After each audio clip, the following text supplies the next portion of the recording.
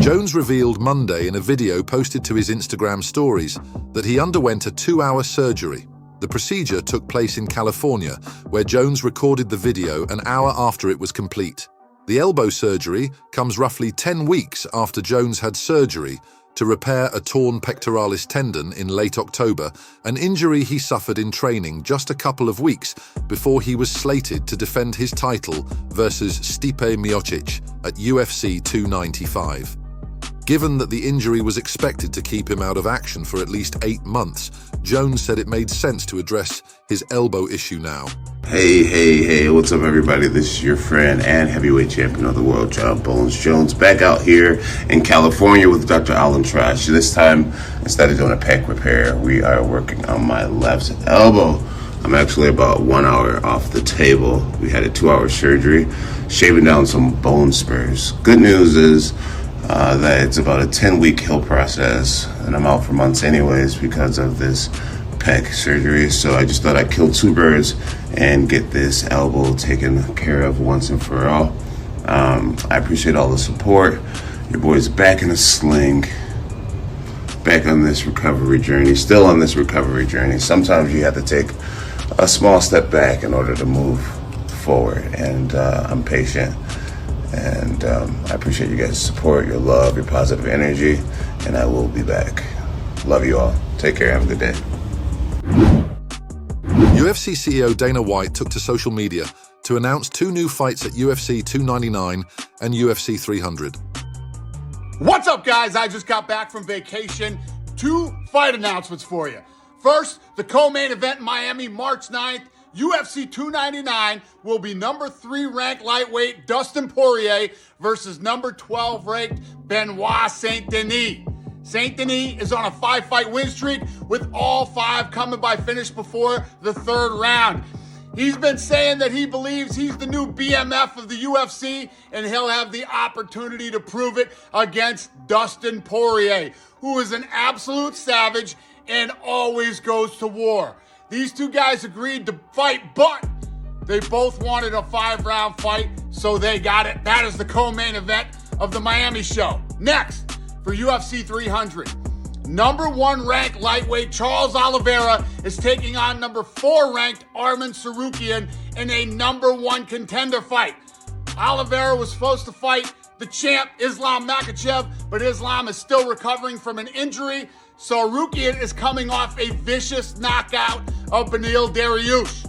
The winner will face Islam when he returns this summer. So, there's 2 big fight announcements for you now. I'll have more for you Tuesday after matchmaking. It's good to be back. See you Tuesday. Next, the founder and CEO of Dominance MMA, Ali Abdelaziz, discussed his 2024 goals in an interview with Brett Okamoto of ESPN MMA. During the conversation, Abdelaziz made an exception when it came to the controversial UFC superstar Conor McGregor.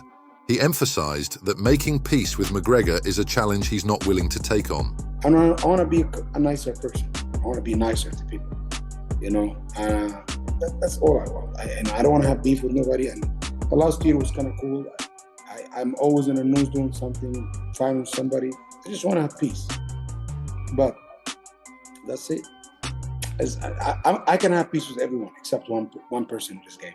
I will never have peace with. You know who. It's Conor McGregor. I will never have peace with this guy. He's an idiot. This guy keeps sending me videos on Instagram and the direct messages. We going back and forth. I'm sending that too, but he's a guy I will never have peace with.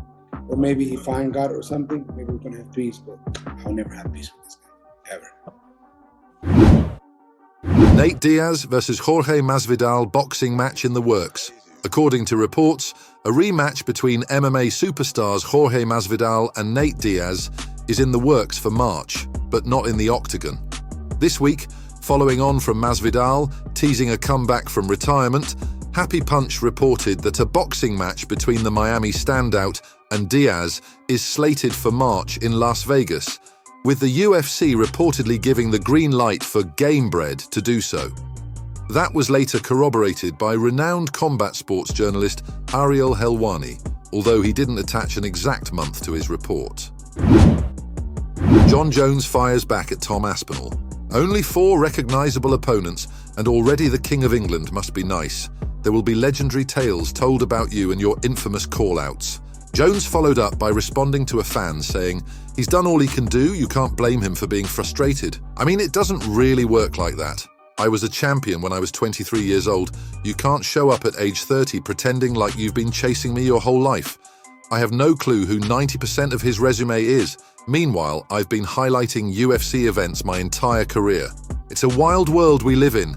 People can be so quick to try to replace you, throw you away, discredit your work. That's the best thing about them stats, or just being able to see the fruits of your labor. Be an absolute savage at what you do, at whatever capacity that may be. Let the work speak for itself. Be undeniable in this world, ladies and gentlemen. Be absolutely undeniable.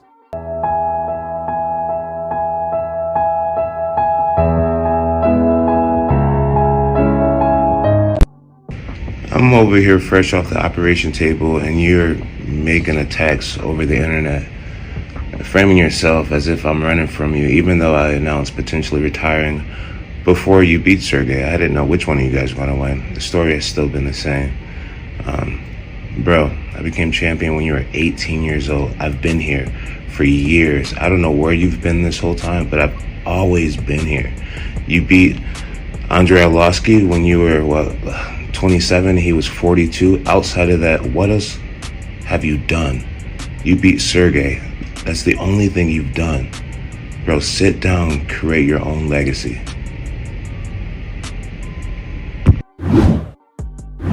Former UFC heavyweight champion turned ranked professional boxer Francis Ngannou was always popular in his home country of Cameroon, but his popularity has grown considerably since going the distance with lineal heavyweight world boxing champion Tyson Fury. During an appearance on the MMA Hour, Ngannou recounted a story about having to run from a mob of fans while recently visiting Cameroon. Completely different than before. Like this fight, I can tell it changed everything. Like even in Cameroon, I used to go out sometime and then I would have a crowd. And last time I went out, I had to run because I almost get mobbed. Like I jumped in on behind of the bicycle and like run because I couldn't handle anymore. And you just understand that it's a different level. It's different level. A lot of people show compassion, a lot show support because so far everybody believes that I won that fight. So and then they feel like this injustice and they're like, they stand by your side for that. Thanks for watching. For daily MMA news and content, subscribe to MMA Smash and click the bell icon to be notified when we post videos.